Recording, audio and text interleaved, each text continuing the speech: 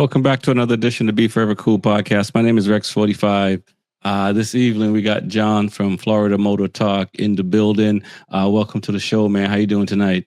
I'm doing good, man. Thanks for having me on. Like I said, been a fan of the show for a while, so it's kind of surreal, man, to finally pop up here. But hey, happy to be here, man. And thanks for reaching out and hollering at us for sure. No problem, man. Well, you guys are doing your thing too. So I came across you guys all on my own, and I guess it's for lack of a better word, serendipity. We're connected, and I appreciate you, making the time and coming on because I know we all have our busy schedules and stuff like that. So yeah, man, welcome to the show, and thanks for listening. But let's jump into it, man. Let's talk about how you got into riding. What was your first experience like? Was it something where you started doing it really young, like 3, 4, like some of these kids, or maybe myself later in life as the gray hairs start to show up? Yeah, I don't know. You got me grinning now, man, because I'm starting to like reminisce in my head, like where to even begin. But I mean, I guess we can go way back, man. Let's do it. Pretty much just like everybody else, I guess. I can remember just being young and just sitting in my parents' car, 5, 6 years old, and a motorcycle pull up, next to the car at a red light. I just remember just staring at the motorcycle, man, just listening to it rev, like looking at the guy sitting on it, wearing all the gear and everything. It was like mesmerizing to me. I was just instantly just interested and just hooked. And I definitely, even like from that point, I was like, yeah, I'm definitely getting a motorcycle. Get a little bit older. I have a lot of friends, in middle school and everything that rode dirt bikes, 4-wheelers. I was always around them, always riding those things, but my parents would never get me one. It never happened. And, get a little bit older. Now I'm in college and I'm from Tallahassee, Florida down here. And I went to Florida State, and it was my freshman year at Florida State, and they built a bike shop just down the road from the college, right? Perfect like marketing strategy, but right, yeah. I got out of class a little early one day. I was like, let me go stop by the bike shop.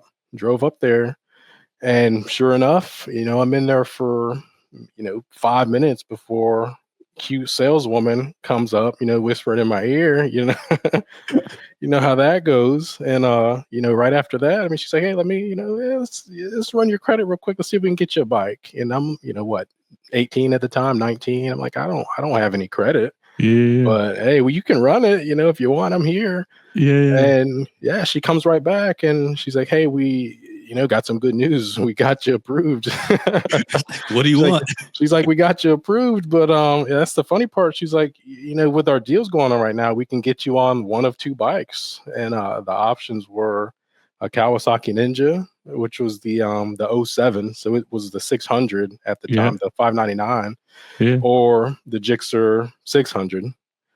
And, at the time, my buddies it was kind of like back in the day where Gixxers were kind of getting hated on at that time.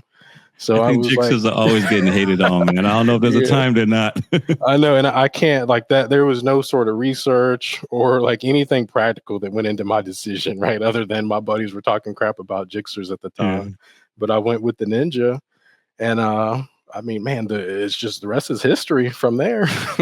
But that was my first bike, Ninja 600, 2007, brand new. Wow. And how did you break the news to your parents? Because I mean, for me, like same thing, I grew up in Boston, in the city, and kids had dirt bikes back in the day. And I still remember them to this day. And, I came home, smiling, assuming that my parents was just going to, go out and buy me a bike because I was going to be the best rider ever. And, get disappointed, but like, you're going to kill yourself or something that. And, it took me a while after that. But at some point, I had to tell my parents I was getting a bike. So, what was that like for you after you got the bike at 18 and you went off to college? And now you're like, instead of saying, you got it straight A's, or not to say you didn't, you're like, I got a bike. That's exactly what happened, man. I mean, and they knew because, literally my entire life, I had been asking for a motorcycle of some sort, man, whether it be a dirt bike or a sport bike, just anything. I mean, so they knew it was something that was stuck in my mind, but yeah, they didn't expect it I was going to show up, the next day looking like a total squid, brand new. I mean, they went and threw the gear in with the finance deal and everything. So I rolled up, brand new motorcycle, brand new helmet, gear, everything. I'm like, what's up? But I mean, like I said, they knew on some level that it was coming, Right, So right, it right. wasn't that big of a surprise, honestly. It wasn't as, they didn't give me as much heartache as I thought they would. They kind of accepted it. I mean, that's good. Not necessarily parents, but I know some people in relationships that have gone out and bought bikes, and their spouse have told them, "Now you gotta get rid of that." Mm-hmm. So that's good that no one told you to get rid of it. And so it was like, roughly, so '07 brand new bike. Did you do a lot of street riding at that time? Was it more commuting back and forth from school and stuff like that? Were you aware of like bike clubs at that point? Yeah, because I mean, I had friends that were always in the community too. I just never had my own bike, so I was at that time. I was pretty involved with the local bike scene. Tallahassee. I mean, it's a big college town, so there's a lot of sport bikes here. A lot of young dudes that come here for college that do pretty much the same thing. So at that time, the bike community was huge, especially the sport bike community. Bike nights were huge, so I pretty much got that bike and then started doing bike nights, started hanging out, meeting all the local guys. And I've definitely commuted to work and to school on that thing for several years. It took me about, probably like 4 years maybe before I paid that thing off. And was my only mode of transportation that entire time, winter, summer. And in between commuting, group rides, Sunday rides. I mean, I was all in, just 100% all in. It was Oh a great man, time. and always with gear, or eventually the gear kind of stayed home. Yeah, it's Florida. You know how it is around here. I mean, summertime. T-shirt is definitely always the helmet, but definitely a t-shirt. I'm not gonna say that I never rode in some tennis shoes either, but Right. but that was a younger me, man. That was this was a long time ago. I can get away with it, but it was like I said, it was fun. Definitely some of the most fun I can remember. Definitely just that first bike, and just having that experience that I had been thinking about, that entire time. Like I just could not wait to get a motorcycle. I was always thinking about it, always around it, but it was just different, instead of being the person that's watching the bikes go by, you know what I mean? Now I'm out there riding, Yeah. breaking the speed limit, admittedly, and, doing all the other things that, a 19-year-old dude's going to do if you give him a 600cc motorcycle, Yeah. All of I, it. I gotta say that's probably the one saving grace is that I didn't have a motorcycle when I was young, and I was into cars, and I tell people when I was younger, I'd race an old lady if she looked like she wanted some. It didn't matter. I was always ready to go. Always. And it's just the grace of God that I was fortunate that nothing happened. But I took my chances. Yeah. And so on a bike, I knew I probably would have done the same thing.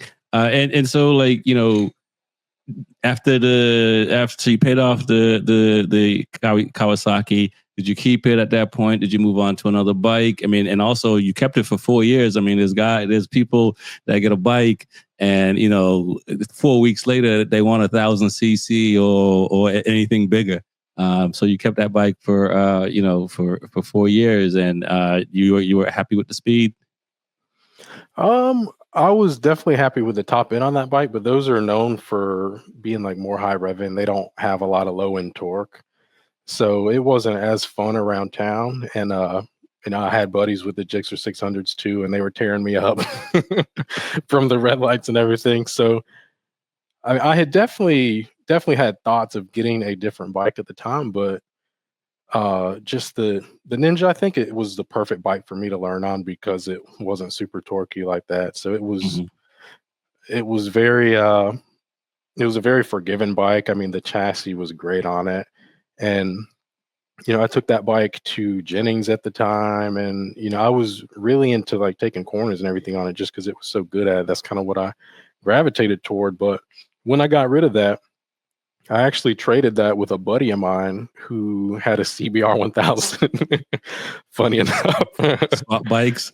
Yeah, he wanted to drop down and turn that the Ninja into a stunt bike, and then I was like, well, I haven't had a 1000. I mean, I probably don't need one, but when am I going to Right. have the opportunity to do a swap with a little bit of cash and get it was a '08 CBR 1000 at the time.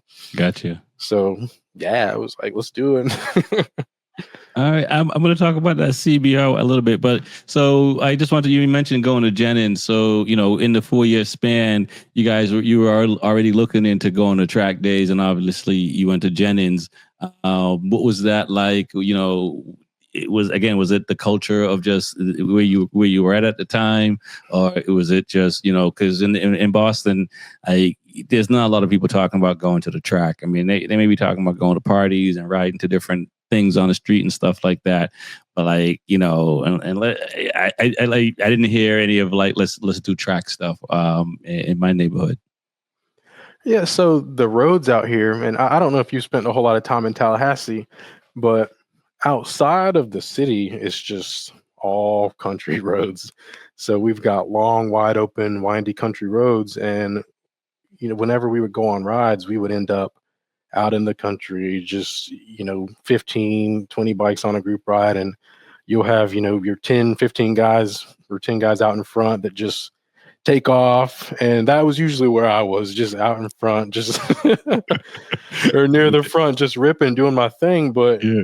we just always ended up out in the twisties, out in the turns, and so I started to gravitate toward the older guys that were more experienced with taking turns and everything. And then just coincidentally, a lot of those guys were familiar. I mean, the faster guy, it makes sense. The faster guys that ride the track, they're going to be a little bit quicker. So I just gravitated toward that group of guys, and one thing led to another. It's like, hey, why don't you come try out the track? And I was like, well, yeah, sure. So pretty early on, I went to Jennings. I mean, I didn't go regularly or anything like that. I mean, money was tight at the time and everything else. I mean, I'd probably go once every several months or something, but Gotcha. I was definitely there and enjoying it. But yeah, just the guys I was with, they like taking the twisties, and said the Ninja was well suited for taking turns like that. So that's just kind of what I started to focus on after a while. Nice. And and what was it like being on a track? And was that something, when you said you focus on, the corners and stuff like that, were you looking at training or just advice from the older guys? I don't know how much videos were on YouTube in like 2011 on that stuff, or 2012, Mm-hmm. if my math is somewhat right. What was that like? I mean, with the earlier track days, I mean, that would have been about the same time frame, like 2008, 2009. And I remember like the track scene back then was completely different at the time, especially compared to how it is now. Um, you'd go to the track back then, and there really wouldn't be any sort of casual track guys out there at the time. I mean, it was really just mostly people that were racing, people that were getting Right. ready to race, and then there might be a couple guys that go out there pretty regularly, but there wasn't really a whole lot of people that sort of dabbled in it. I definitely felt like I was the minority in that, just popping up once. But nowadays, I mean, it's pretty cool how there's so many people that are into it now, that you just get that whole range from absolute beginner newbie all the way up to professional rider, all on the same track. But yeah, back then, I mean, I really wasn't focused on, because once again, younger version of me, completely different than the guy you see today. But and like you said, there wasn't like YouTube resources or anything like that either to go to. So my focus at the track at that time was, man, get out there and just try to pass everybody that was out there. And there wasn't much thought behind it. There wasn't anything that was methodical about what I was doing at all. I mean, it was just like, get out there, go as fast as I can, and that was it. I mean, it wasn't until several years later that I Right. decided, to get methodical about my riding. But yeah, at that time, I never did coaching or anything. It was just just being a Got you. bonehead, man. Get out there, go fast, crash my bike out there a couple times, doing that thing. And do it again. Yeah. So you got the CBR. It's 1,000. Did you think like, wow, this is too much power, or was like, what took you so long? The CBR was it might as well have been like a fighter jet compared to the 600. Because Right, yeah, because that bike it doesn't have a lot of guts. That's why they went back to the 636, because that 599 it just had nothing for torque and bottom end. right. But that CBR, yeah, I remember the first time I twisted the throttle on that thing, and it's just that sensation you get, like where your stomach drops, where you get butterfly. Yeah. I just rolled onto it, and it's just butterfly. I mean, that bike, it was just raw, no electronics on the Yeah. 08. It's just raw power, and you just control it with your throttle. And like it's probably a lot more bike, definitely a lot more bike than I needed at the time. But yeah, it was an absolute experience riding that CBR. Luckily, I never crashed that bike, and Nice. because of that, because of the power, it makes you respect it. So I was always weary of it. I would open it up every now and then, but I just kept focusing. I really enjoyed being in the turns and just leaning the bike over, and that rush that you got from that. So that just continued to be what my focus was, instead of drag racing or just getting it up on the highway and going as fast as I could. I really never got into that. So I put the I'd say I'd use the CBR for the most part, what it was for, leaning it over, and Gotcha. I enjoyed it. And that bike went to the track as well. That one, I don't think I had that one long enough to go to the track. Should we ask what happened to that one? No, that and as we talk more, you'll see. But I've had a lot of bikes, and you probably understand how it goes too. You just want to experience them all. Like once you start riding, you're like, man, what's that like? What's that like? I want to ride that one. Yes, too well. Okay, okay. So yeah, so then you had that bike for a short period of time, and then you moved on to something else. What was that bike? And then let's talk about how did the track life evolve? You started going to more tracks. So like, what was the next bike you moved on to? And like you, yeah, I have 6 bikes right now, and I've had a lot. So yeah, so I sold that CBR. I did this all in one day too. I'm up in Tallahassee.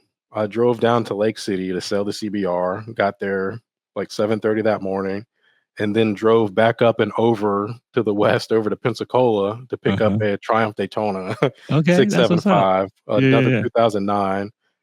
And I had that bike for a while. That bike went to the track quite a few times.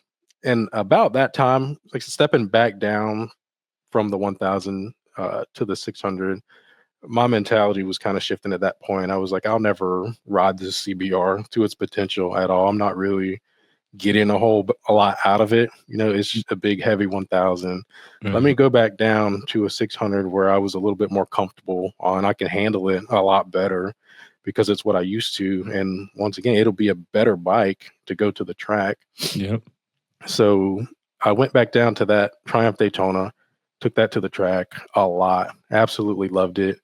It had everything that the Ninja didn't have. It had the torque. It didn't have as much top end, but that torque and that 3-cylinder, the triple motor, just it was an absolute beast of a bike. And I'm sure that at Jennings it'll be perfect. Probably a little bit, maybe too much bike. Yeah.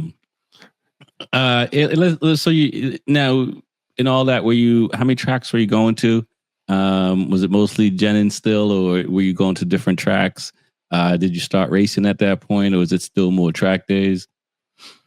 At that time, I was only going to Jennings, and then fast forward a couple bikes later, I was still doing my street thing just a little bit.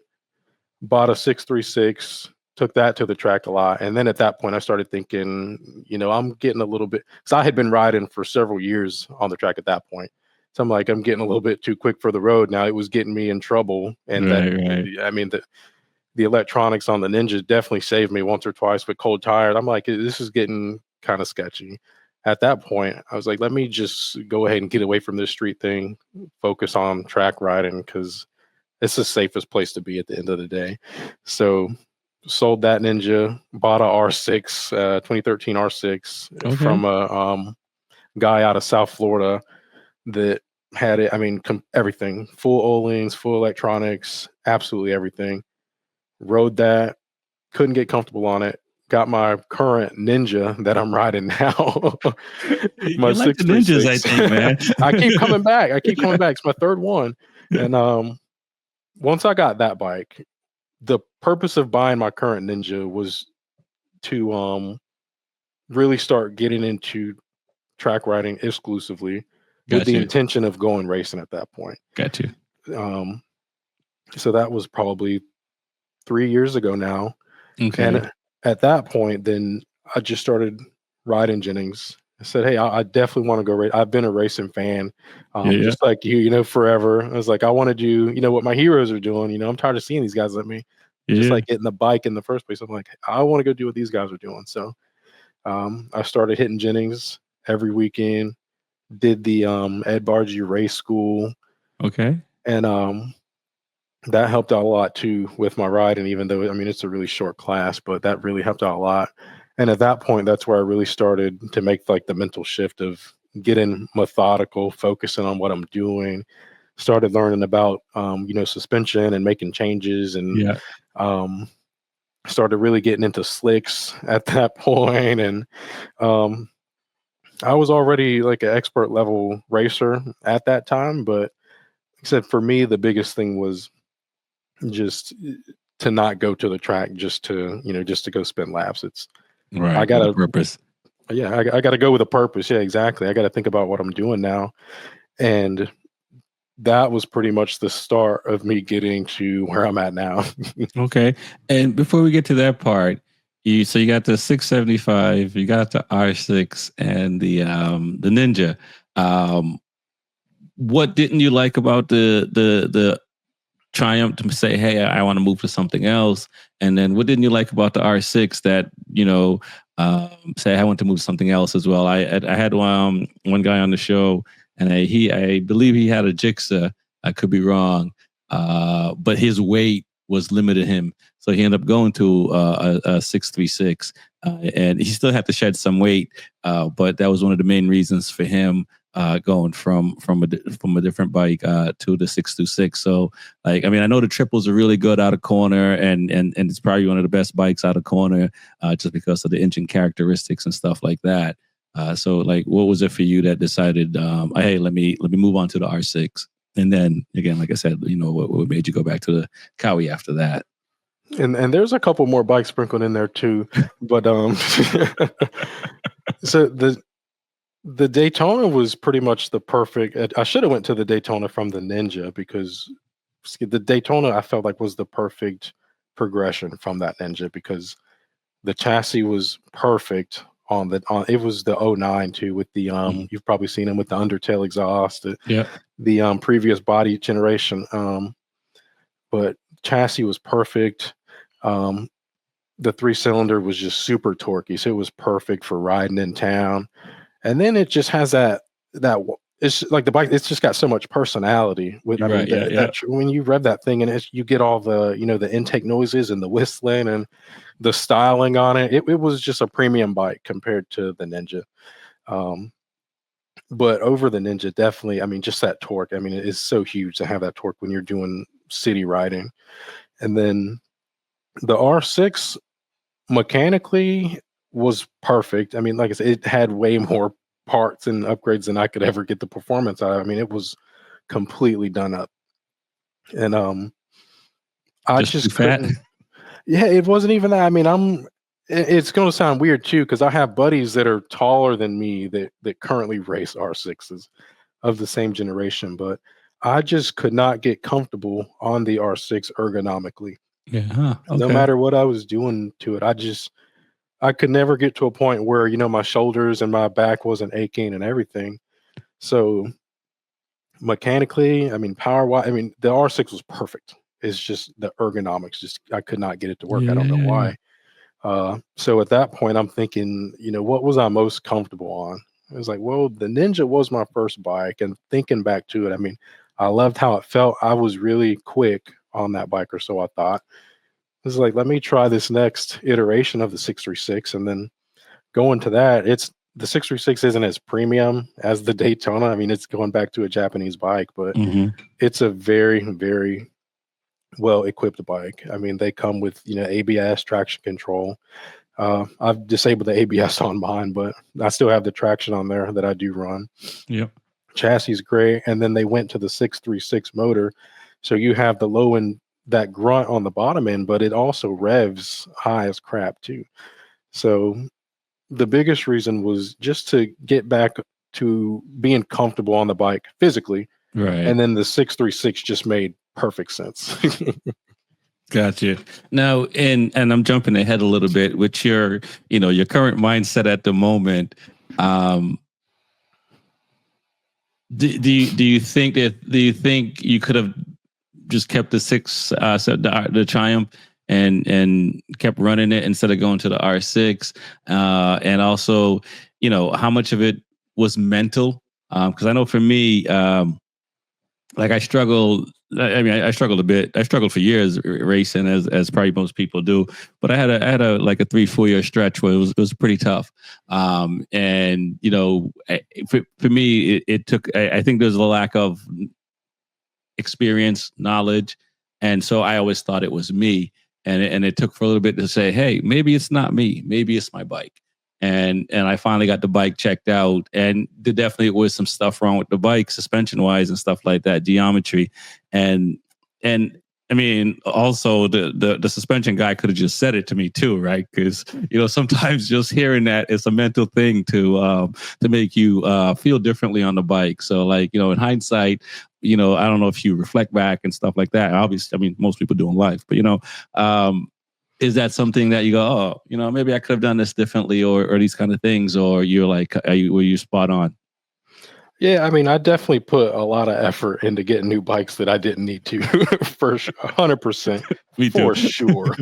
Like, for sure. If you've only I mean, like I said, there's so many other bikes in between that stretch too. Um, but yeah, definitely. I mean, like I said, there was nothing wrong with the Daytona at all, and I definitely could have been quick on it if I had just stayed on it too. Um, but I just wanted to get something that was, because the Daytona was also a street bike too, Hmm. so it wasn't track prepped either. So that went a lot into the decision as well. The R6 and my current Ninja were fully track prepped when I got them, but yeah, in hindsight, yeah, I just stick to the Daytona, save myself a lot of money, save myself a lot of heartache. I mean, because it really wasn't a necessary switch. I mean, I could have just tracked the thing out myself. Probably still spend a little bit of money doing that, but Yeah. this just you with these bikes, I mean, there's always new ones coming out. You always think, well, let me try that, or maybe I can get the edge here. But at the end of the day, it's the rider. Yeah, yeah, You can exactly. get the bike to perform, but once again, man, younger me, different version, so didn't Oh, make the best choices. no, no, definitely. Like I started on Ducatis, and I wanted to race. I still haven't raced a Ducati, but I wanted to race a Ducati, and I've just listened to other people and how the cost of the bike and keeping it race ready and all that stuff. And since then I've bought two R6s, two KTM's, and it's just like the amount of money I spent on those bike, I could have built a Ducati and not complain. So yeah, it's interesting in hindsight, but I mean, I think for all of us, we like getting new bikes and trying them out. So we might Exactly. always be looking for a reason to purchase a new bike. So now 3-4 years ago, you decided to take racing a little bit more serious. Is it just really because you just got too fast for the street and you want to keep it safe, or was there, like also just kind of see if if you can be competitive as well? That's a good question, man. Um, for me, I mean, I was at that point where I would go to a track day, right? And then the next day I would go ride on the street.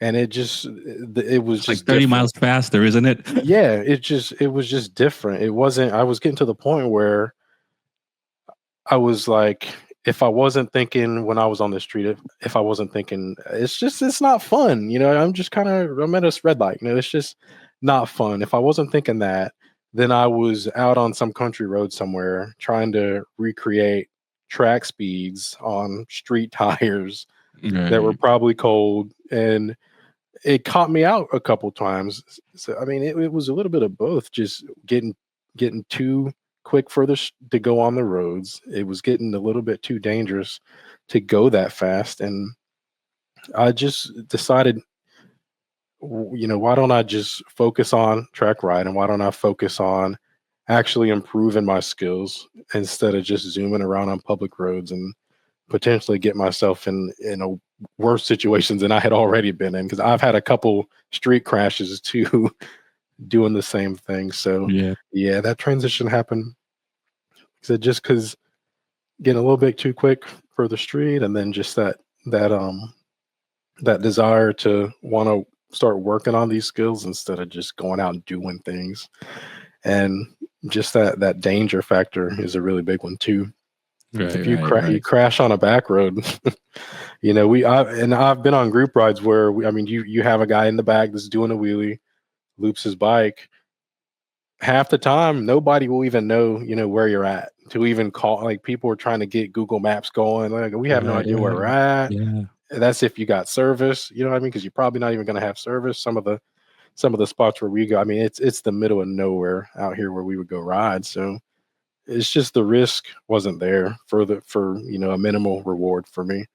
And I mean, I still got a lot of buddies that ride street. I mean, there's some people that just love it, but for me, I just got to the point where I couldn't really justify it anymore. I I was just gonna wanted to say, focus on something different. yeah, I was gonna say, like, I still ride the street, but I don't. I'm like more of a nomad. I ride solo mostly, and to and from, or just appreciating it. And I've talked to a lot of riders, a lot of racers and track riders who don't ride the street at all, and it's one of those weird things because I feel like I would have to live on a track for me not to, ride the streets anymore. Because at least once a week, I would probably want to be on the bike, and at least with the street. And I know, and I get the track, so when I go out, I just ride. I don't wild out or anything like that.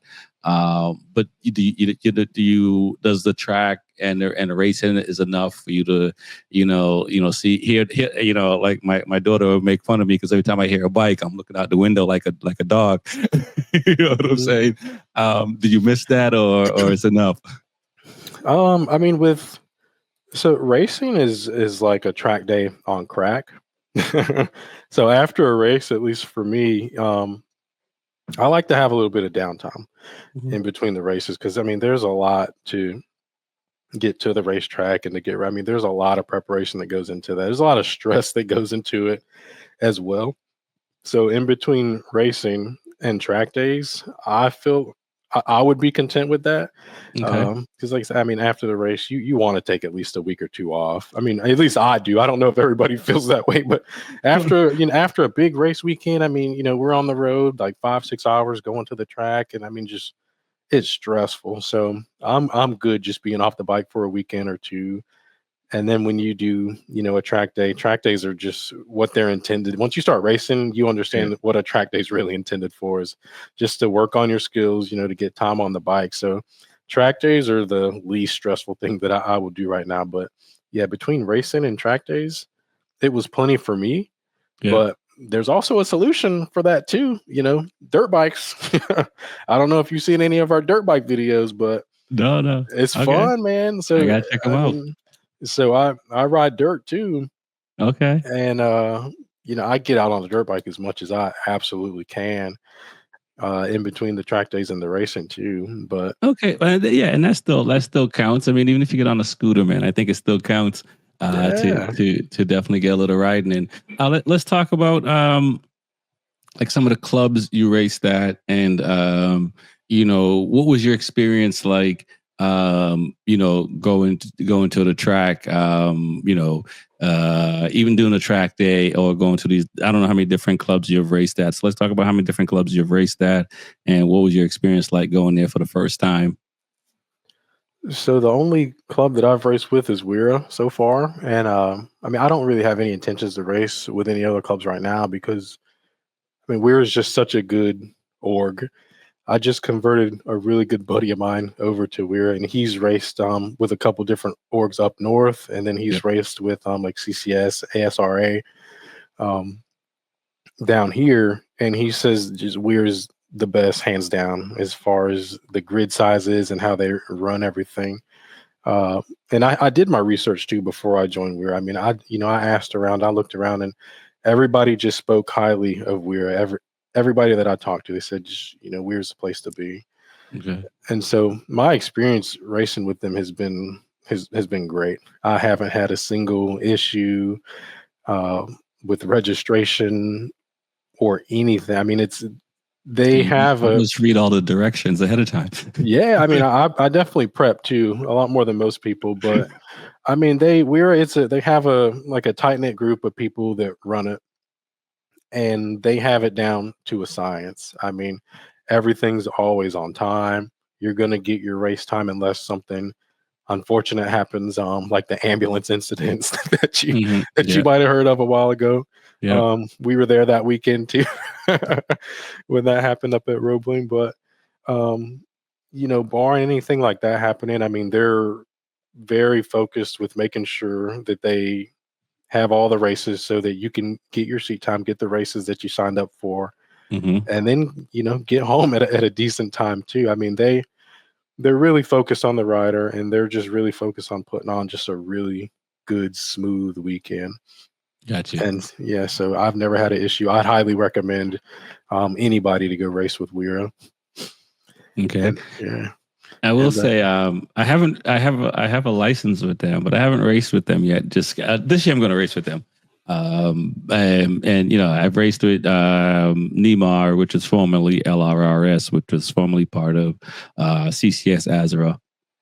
I raced at Azura, and last year I did the Pan American Series, and so those are the only clubs that I've raced with. And outside of, I mean, I think I've had good luck with for most of the point all of them. I know there's folks that will say they won't race at certain clubs and stuff like that. And even after that incident you're talking about at Roebling, there were people that say they would never, on social media, to say they'll never race Wearer again. And nothing is 100% proof. You know what I mean? And if you and I'm, if you were to say, what happens most, riders, causing a track incidents, whether they forgot to put a oil drill plug in versus the organization not doing the right thing, it's usually the riders that are not doing the right thing. yeah, I mean, and this is my second year with Weira, and that whole Roebling incident was just such a freak accident too. Definitely people need to understand that was a completely freak accident. Don't let that incident scare you from, racing with Weira for sure. Because I mean, like once again, extremely professional group of organizers and people that run that thing. And I mean, I've never experienced anything remotely even similar to that in the 2 years that I've been with them. Right, So right. yeah, I mean, I still highly recommend them. That didn't, scare me off just because, like I said, I mean, I trust those guys for sure. I mean, you definitely got to have a level of trust with the org. Um, you know, going into the weekend, even registering with them. But yeah, I would definitely recommend. Don't let that one thing stop you, because I mean it really is a great organization in my experience.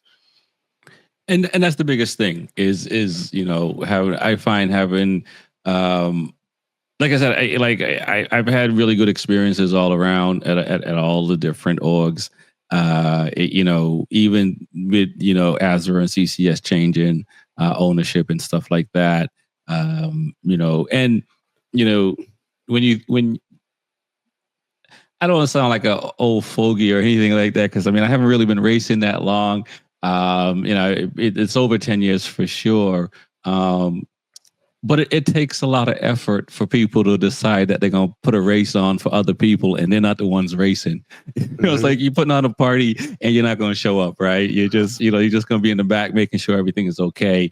And so, from that perspective, I in the last, probably 2 to 3 years, I really appreciate, what people decide to do, to love racing enough that they're going to, dedicate their time and effort to making this thing happen for people like us who just want to go and race. And like I said, most of the people that work at these organizations, they're just a fan of the sport. Most of them aren't actually racing that weekend.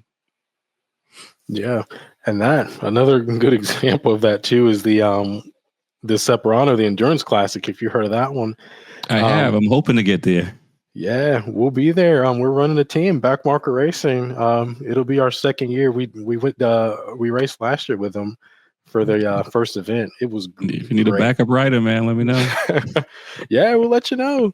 I mean, we're said it's going to be our second year running. Last year we did the Saturday races, and it was the 2 3-hour races, and we got a first place and a second place. Oh wow! And 400 Superbike. Okay. But and what are you guys running? A Ninja 400? Yeah, Ninja 400. And I know some people are running the 400 RR inline 4 too. Is that in the same class?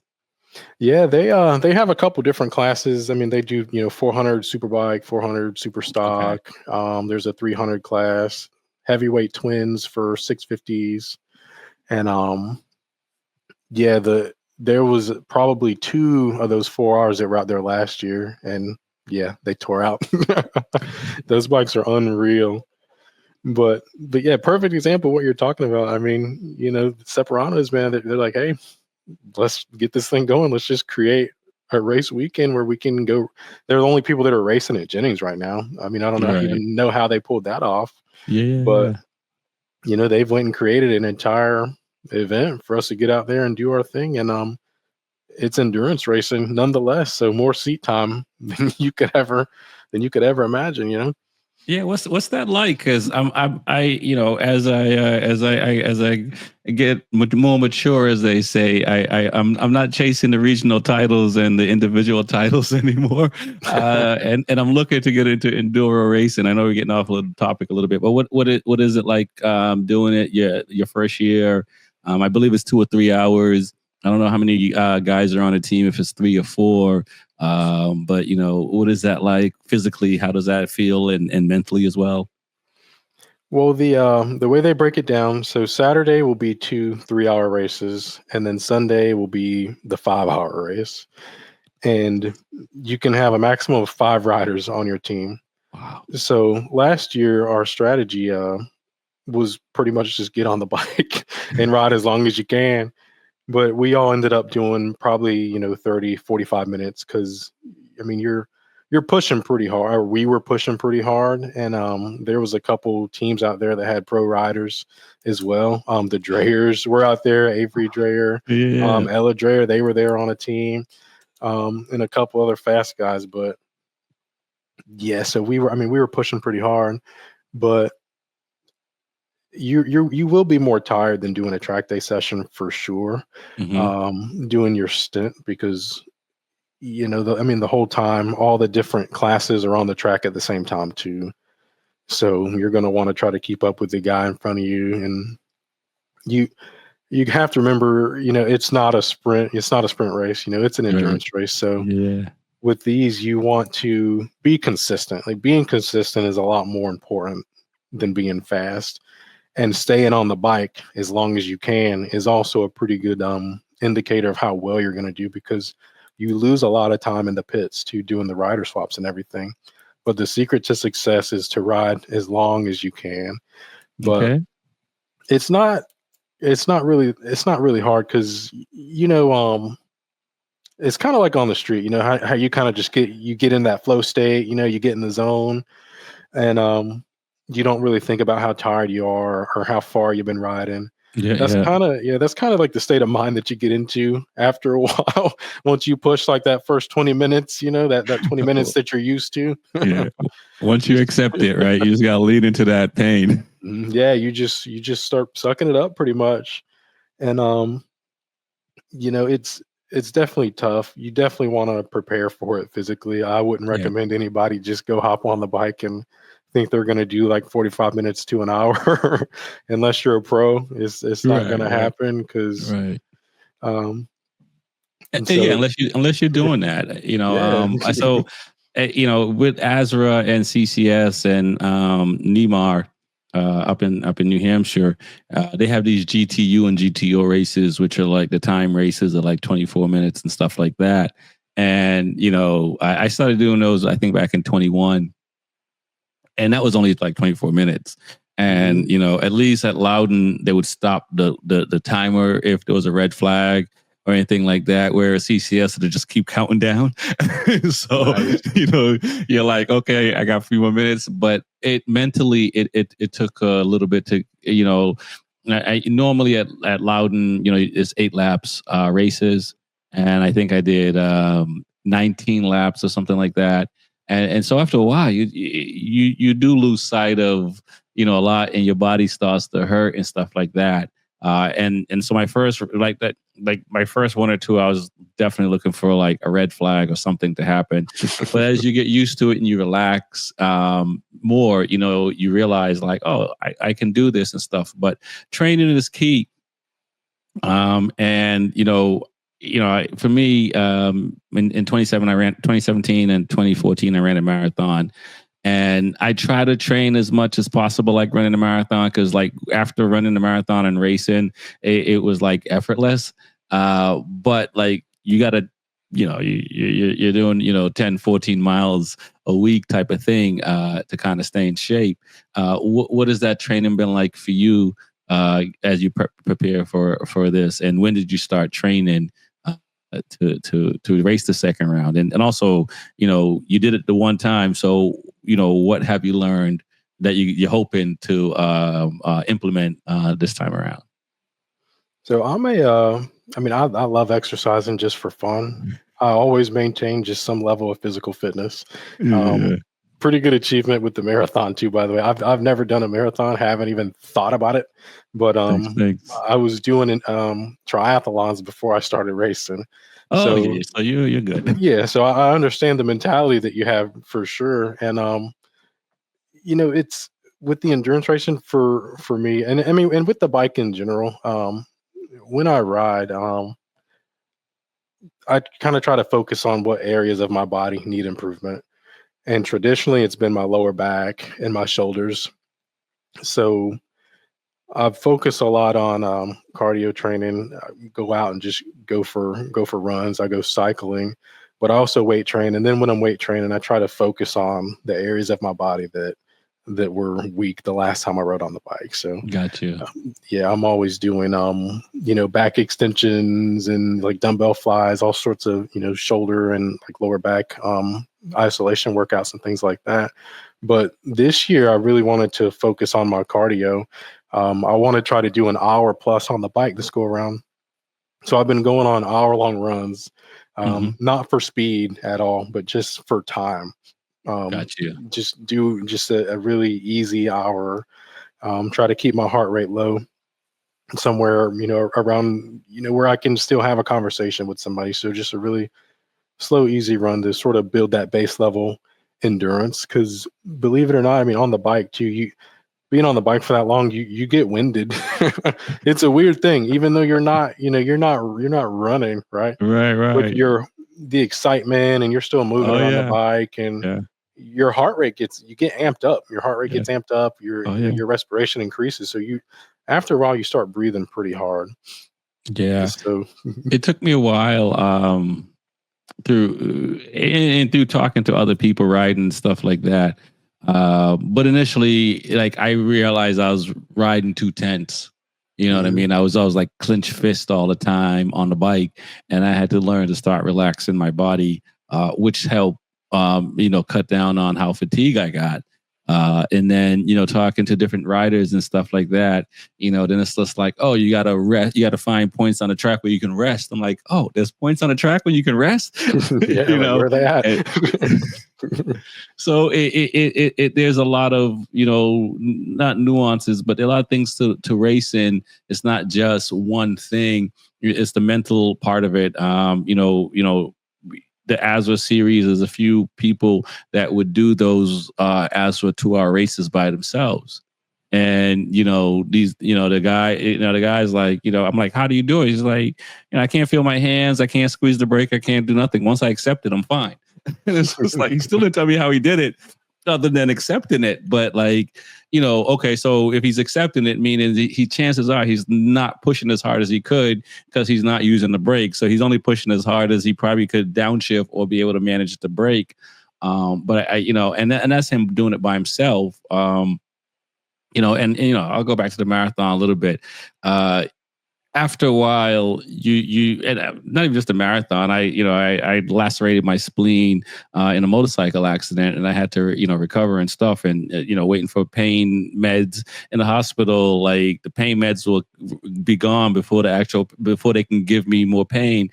And, after a while, I just had to embrace the pain. Like there was no, at first you're just mad at it. You just want it to go away and all that. But eventually you just got to just, embrace it. And it's interesting that how the body, and there are people probably who do way more extreme stuff than me. And they're able to do it probably way better. But there's a point mentally where you just kind of, it's there, but it doesn't get in the way anymore.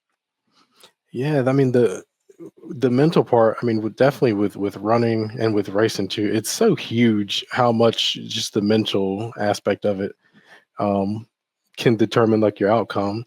And just like with the marathon, I'm sure before you did your first marathon, you probably thought like it's an impossible distance at some point, right? Yes. But then you trained for it, right? You built up that fortitude, and then you pushed through it. And then once you got to the finish line, you're thinking, well, it really wasn't that bad, right? Did you kind of have, you're like, let me interrupt you a little bit. Full disclosure, halfway through, I called my buddy up and I was like, you want to come get me? Like my legs don't work anymore. And he talked me off the ledge. So yeah, like the second one was definitely better, but the first one, the hardest part is, talking yourself off the ledge to keep going. So yeah, not to interrupt, but how, like, continue on, talk about that. Yeah, like it's just once you push yourself to that point, then it's like you're thinking, well, maybe it's not impossible, right? I did it. What do I want to do next, right? And then maybe you go a little bit further next time, and a little bit further. And it's kind of like that with the endurance racing too. I mean, the top guys that were most comfortable out there, they rode for over an hour and they pushed themselves to the point where they got off the bike and like their muscles were cramping, like they couldn't walk. Like there was several people that got off the bikes and they couldn't walk. Like they were like, get me some Gatorade. Like I need electrolytes. My body's shutting down, and, to get to that point, I mean, it's the same thing. I mean, you can't just skip straight to that point. Right. You definitely have to build up to it little by little. And the guys that are pushing themselves that far, I mean, they clearly have a lot of experience on bikes and a lot of experience endurance racing too. But, just understanding that, you can push yourself as far as you want, right? Like you're in control of your body, right? Your body's not in control of you. Yeah. It's the same thing when I was doing the triathlons too. You said my first one, I trained and I prepared. I had no idea how it was going to go, but just like you, I just went out there, I did my thing. And then after that, it's like, well, this wasn't that bad. And then every one after that, it's like, well, let me start focusing on going faster now. Right. And, it's just always fascinating to me how, you would think that from the outside, you would think, well, there's not a whole lot of thought that goes into just riding a motorcycle around a track. It's just like driving a car up the street, You're using a machine and you're putting inputs into it. But, once you add that stress, the factor of stress and then fatigue. Um, you start to forget to breathe, and then your heart rate goes up, and those are all things that you have to control. But the only way to do that is just through experience, through putting yourself in the situation, and then just start building little by little. Yeah. And, for me, and I think for everyone, motorcycle riding, motorcycle racing, it makes you a different person at some point. I'm not the same person I was when I started riding. I'm not the same person I am, after getting over the adversity and rebuilding and rehabbing myself and coming back, or, the first time you have a mechanical and you fix the bike and get back out there and go race and be competitive. It makes you, it shows you who you are. And it also, to me, it also tells you that you don't know how far you can push yourself. You know what I mean? Because like in certain moments you think this is all you got, and then you do things, or you just you take a leap of faith, and then you go, yeah, okay, I can do more. I mean, there's more to it. I don't know if that's like that for you, but I've experienced that, and and one of the biggest things that come to mind for me, like if there was a little bit of rain, possible rain, my bike is going back in the trailer. I wasn't putting rain tires on.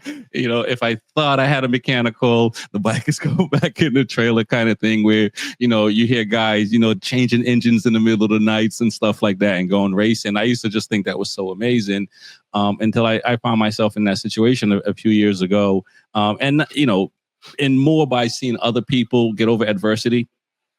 You know what I mean? And it was just kind of like, even when I saw him, I didn't think I could do it. But then there was just enough of a spark to say, try. And in the past, I would just say, I'm done. And once I've tried, now it's just kind of like, whatever's going on, there's almost a possibility that we can make it and do it right. And not to say I was a quitter before, but I definitely am open to taking a leap of faith more today than ever before, and partly through motorcycle racing. Yeah, and that's the beauty of the sport too. And it's the same thing that kind of appealed to me with the triathlon stuff that I was doing too. With the triathlons, it's not just one thing that you have to be disciplined in. You have to be a decent runner. You have to practice swimming, work on your freestyle, and then you have to ride the bike after that. Yeah. So motorcycling it appeals to me in that same sense, where there's so many different skills that you have to develop to truly excel at it, and that draws me to it so much. Right. You have the physical aspect of it, right? You got to be in pretty good shape if you're going to try to ride it at the best of your abilities. Your body is going to have to be able to keep up physically. The mental part of it, like we said, you got to have fortitude. Like I said, coming back from a crash and an injury, that's probably the hardest thing that a motorcycle rider will ever have to do, is be, mentally tough and strong enough to overcome the fears, that you probably have from that. And I can't imagine what you went through with that. I've had a couple crashes. Unfortunately, it's never been anything too serious, but even the crashes that I've had, it's rattled me, So I can't imagine going through what you went through. But it definitely shows how you have that mental fortitude, right? To say, I'm not gonna let that stop me from doing something that I enjoy doing, right? I'm gonna get back up. And and aside from that, you still have to develop, your hand-eye coordination, and then the actual skills on the bike, right? I got to start figuring out the methods behind riding, and work on my racecraft and understand lines and everything else. So that part of racing and just riding in general is what I love about it, is that there's not just one thing that you have to excel at to excel in riding. You have to be a very well-rounded person to truly exceed at it, I think. I completely agree, and if not, you'll find out. Yeah. You know what I mean. It definitely, it's I don't mean to pick on some riders, but I've seen riders who feel very confident, cocky on the street, and then they do a track day, and you can tell that they're shook by it, and even though they're comfortable wilding out on the streets all day long every day, it's a different animal to be able to rinse and repeat. You know what I'm saying? It's like, it's one thing to go down the street once and do it perfectly in your mind, but to go down that street on a race weekend 50 times, it's a different animal, and to be consistent as much as possible. Yeah. And, for those guys that get on the track and get their doors blown off, coming from the street, that's something that we've all experienced too, man. That realization that I'm actually not fast, man. I'm in the beginner group and these guys are blowing my doors off. It's like, I have a lot more to learn.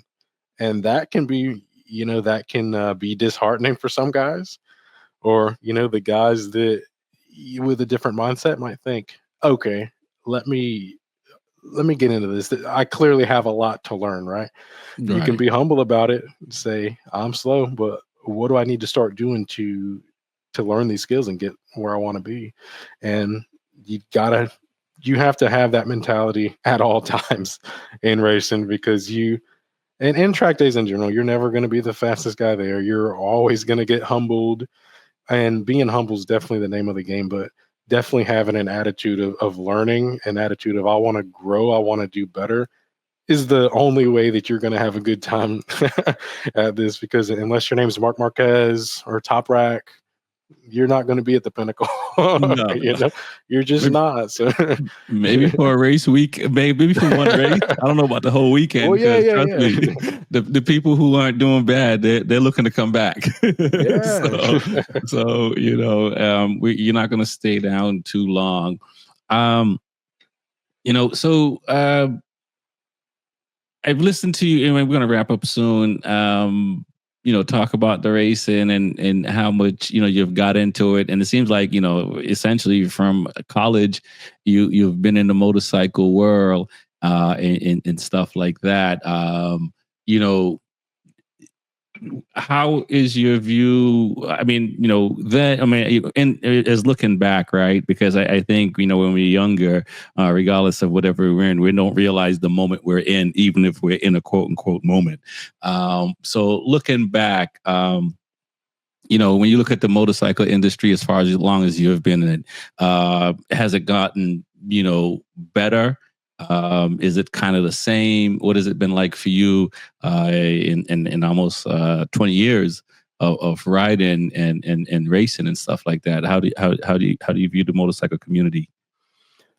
Well, in my experience, I was always around sport bikes too. So, like mid, like early 2000s was where I feel like sport bikes were at like the height of their power, the 1000s, and everybody wanted the newest 1000. Everybody wanted, the newest Gixxer 1000, CBR 1000, and you can see that the needs and the wants of the riders has definitely started to change toward more comfortable, more street oriented bikes. You're seeing like the naked bikes become real popular now.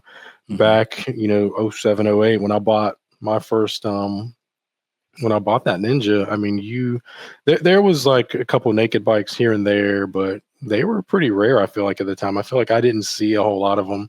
You'd mostly see just, some of the older, more experienced guys riding some of the naked stuff.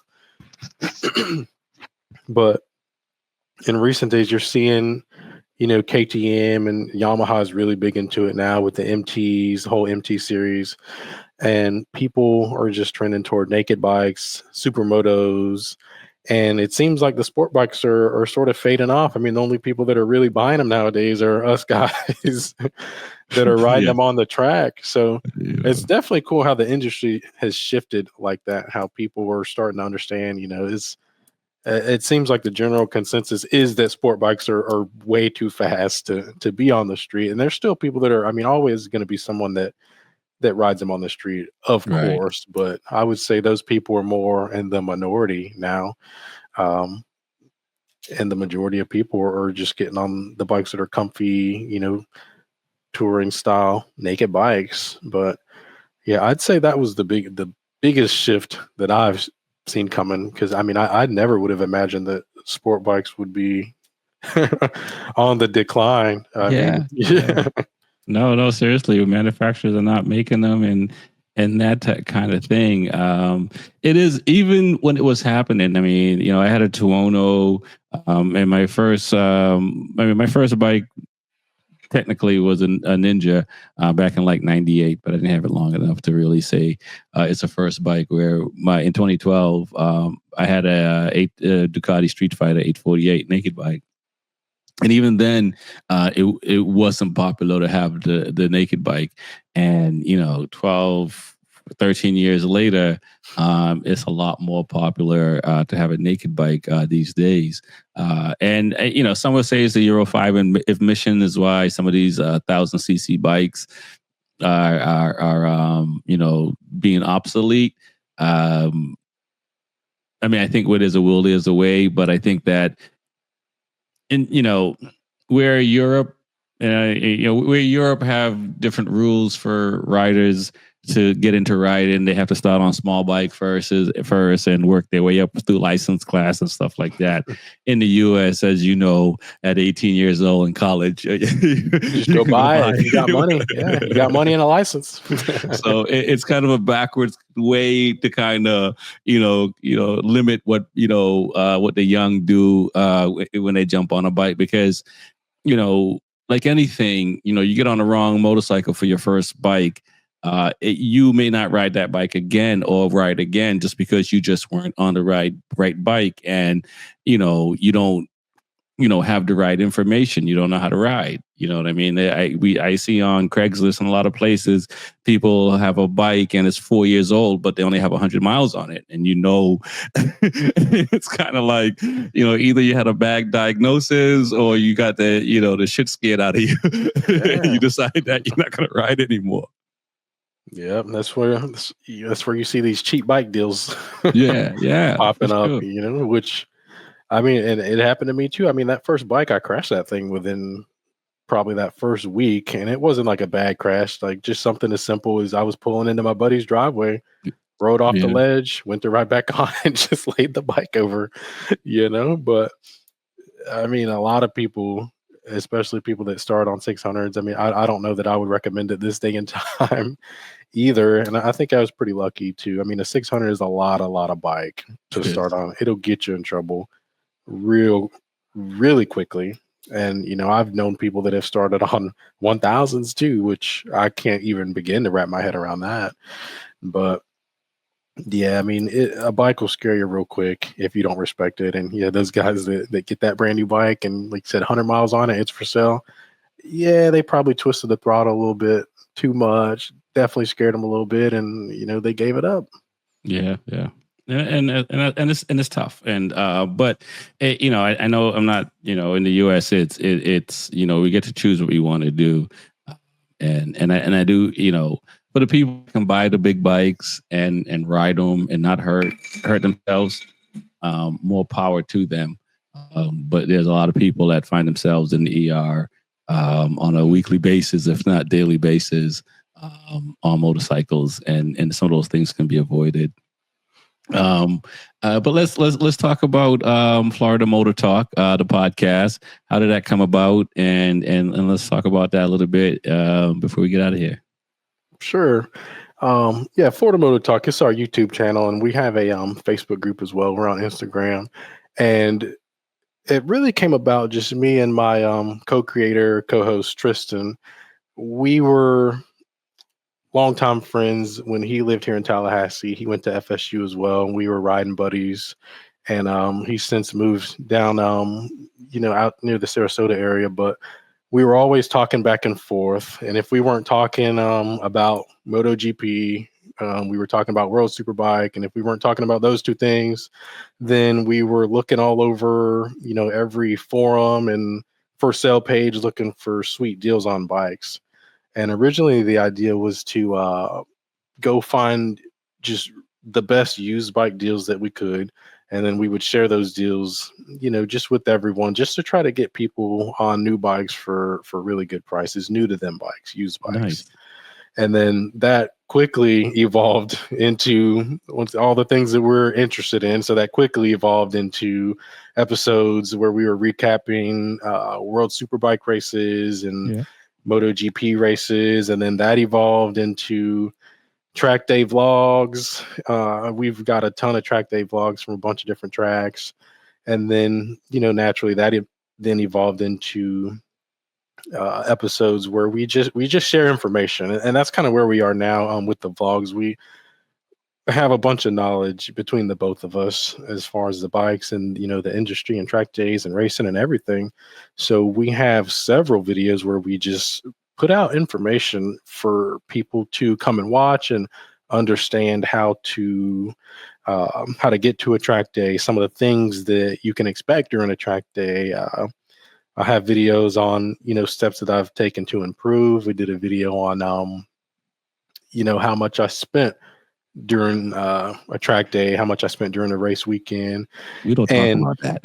yeah, we don't talk about that. And my wife hadn't seen any of our how much did it cost series yet. Thank goodness. But it was hard adding up, how much I spent. I think for the most recent one I did was for a Talladega race weekend, and it was in the thousands. But Yeah.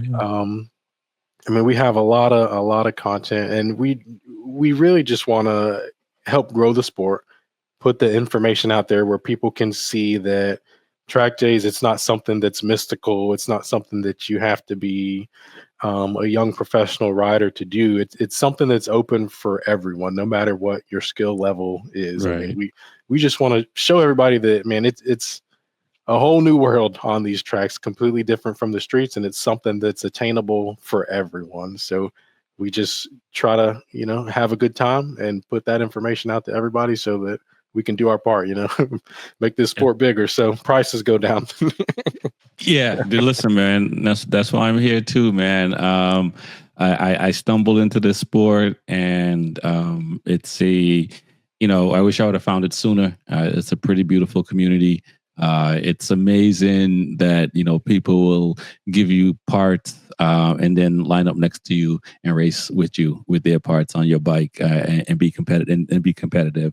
I would say, if everyone rode a motorcycle, the world would be a better place. It's one of those things where, if I'm on my bike and I stop, people on the streets, people will check to see if I'm good. If I'm in my truck and I stop, no one is checking. It's a beautiful community. And that's why I found you guys on social media and on YouTube with the video and stuff like that. So I appreciate you guys coming on. Tell the people how they can find you on social media. Yeah, we're Florida Moto Talk on YouTube. Once again, we have a ton of videos. Any questions that you have about track day riding, you want to watch point of view videos from the tracks, you can see how the layouts are and everything in between. We're on YouTube. We're Florida Moto Talk on Facebook, and then we're Florida Moto Talk on Instagram too. If you like looking at motorcycle photography, a lot of the pictures that I take, I didn't mention that, but a lot of the pictures are on the Facebook page, and then we're slowly uploading them to the Instagram page too. So all the places that we go, I usually whip the camera out, get beautiful photos too. So like I said, we're just, between me and Tristan, my buddy, we're just crazy about bikes. We eat, sleep, drink bikes. And like you said, the communities, it's a great community. It's a welcoming community. So if you're on the fence, just dive in. Just dive in. It's great, and we got room for you. Anybody that's listening. Definitely got room. Well, John, I appreciate you coming on Florida Motor Talk. Check out the podcast and the videos and everything, and we'll probably see each other at a racetrack soon, man. I want to thank you for coming on, man. Yeah, I look forward to it, man. And once again, like I said, I've been a fan of the show for a long time, so I appreciate you having us on.